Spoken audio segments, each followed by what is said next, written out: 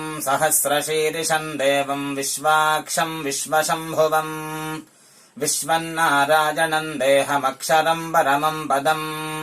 विश्वतः परमा नित्यम् विश्वन्नारायणगुम् हरिम् विश्वमेवेदम् पुरुषस्तद्विश्वमुपजीवति पतिम् विश्वस्यात्मेश्वरगुम् शाश्वतगुम् शिवमच्युतम् नारायणम् महाज्ञेयम् विश्वात्मानम् परायणम् नारायणपरो ज्योतिरात्मा नारायणः परः नारायणपरम् ब्रह्म तत्त्वन्नारायणः परः नारायणपरो ध्याता ध्यानम् नारायणः परः